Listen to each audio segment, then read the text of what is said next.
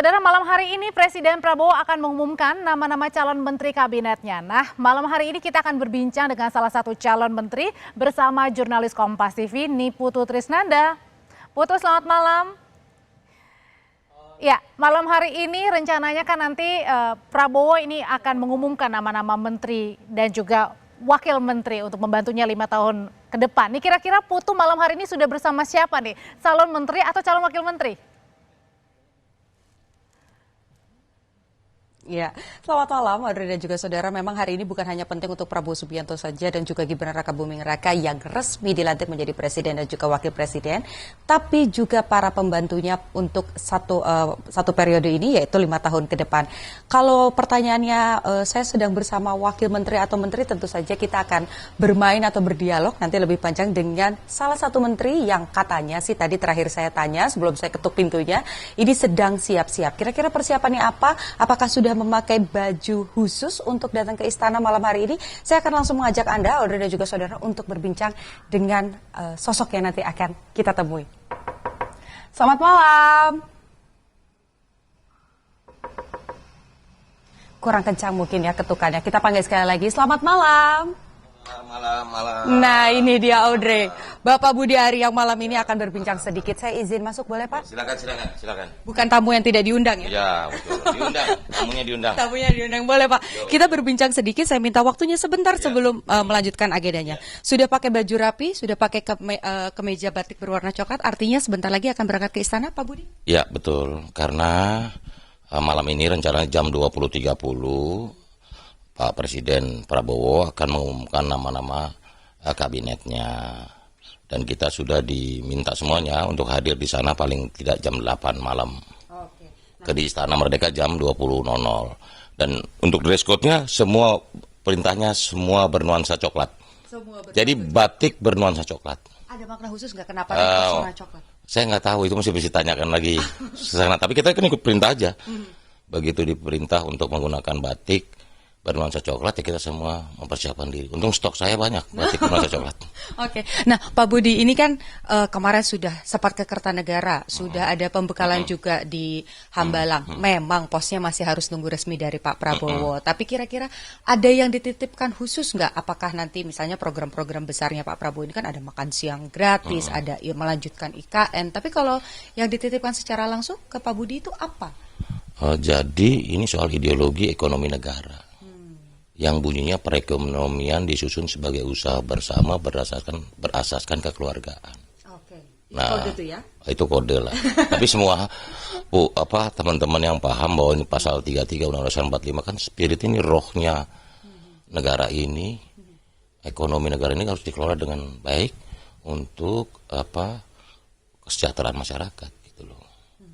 Nah, ini yang diminta oleh Pak Presiden Prabowo pada saya untuk kembali kita perkuat sendi-sendi perekonomian sesuai dengan perintah konstitusi kita. Oke. Gitu. Nah, itu kan juga sebetulnya kita tahu lah, berarti kalau tadi kodenya sudah disebutkan pasalnya, sudah ada kata kuncinya, rasa-rasanya berarti arahnya ke koperasi. Nah, ini kan juga satu kementerian yang akhirnya dipecah begitu ya antara koperasi dan juga UMKM.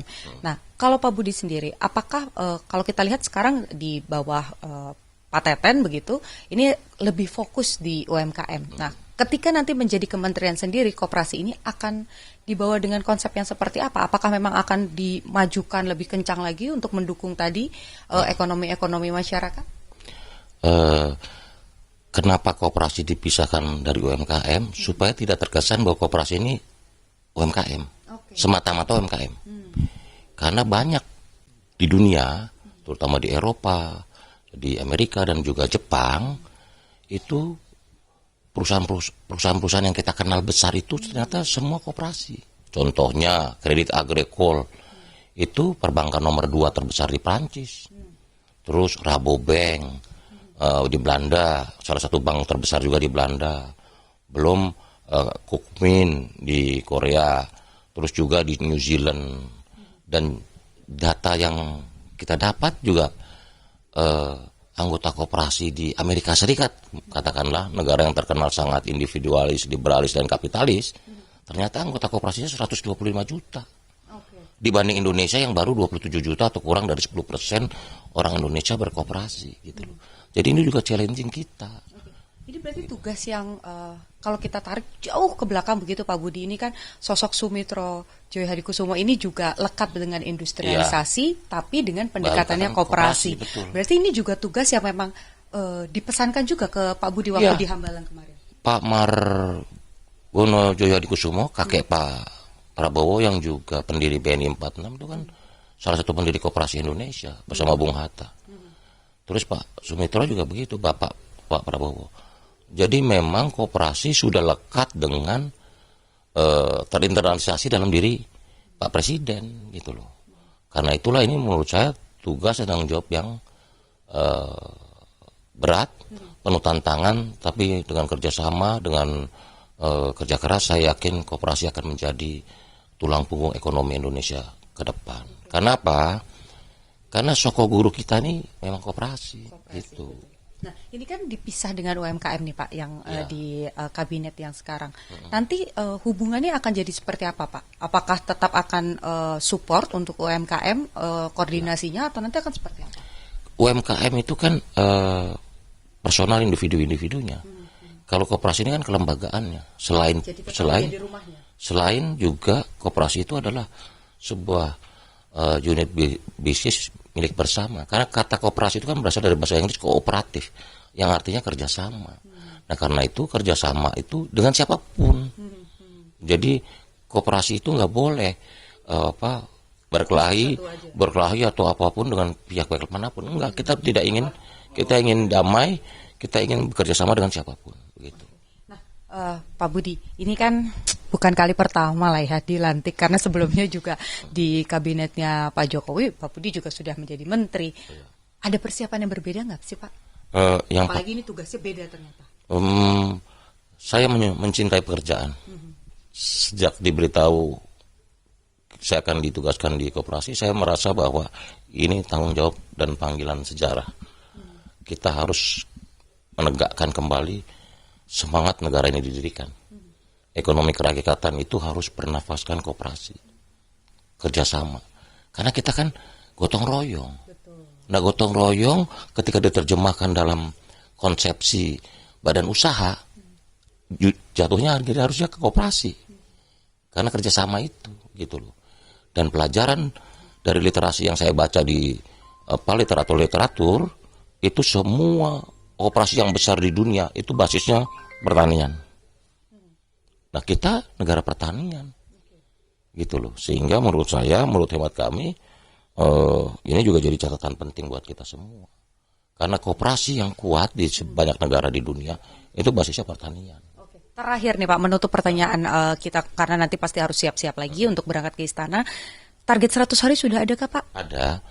Yang pasti saya akan mencanangkan 3 target 100 hari. Yang pertama rebranding dan revitalisasi koperasi. Itu satu. Yang kedua digitalisasi koperasi, dan yang ketiga penguatan tata kelola dan sumber daya manusia koperasi. Nah, kenapa perlu ada rebranding dan revitalisasi koperasi? Karena sekarang ini makin jauh koperasi itu di anak-anak muda, khususnya Gen Z. Sehingga kita perlu gairahkan kembali semangat bekerja sama, bergotong royong, berkooperasi pada generasi-generasi muda kita. Oke, baik. 3 poin yang akan dikejar dalam waktu 100 hari, semoga bisa ya Pak ya. Dan koordinasi antar lembaga dan juga kabinet ini pasti harus baik sekali. Mungkin nanti kita bisa ikut nebeng ke istana ya, nanti satu mobil dengan Pak Budi Ari. Silakan kalau misalnya mau siap-siap dulu Bapak. Terima kasih tadi, pokoknya intinya Audrey dan juga saudara sebentar lagi tadi jam 20.30 akan diumumkan, tapi 20.00 ini Pak Budi sudah harus segera ada di istana.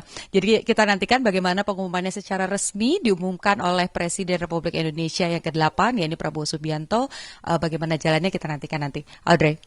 Terima kasih untuk wawancaranya Niputu Trisnanda langsung dari kediaman salah satu calon menteri yakni Budi Aris Setiadi. Terima kasih laporannya Putu.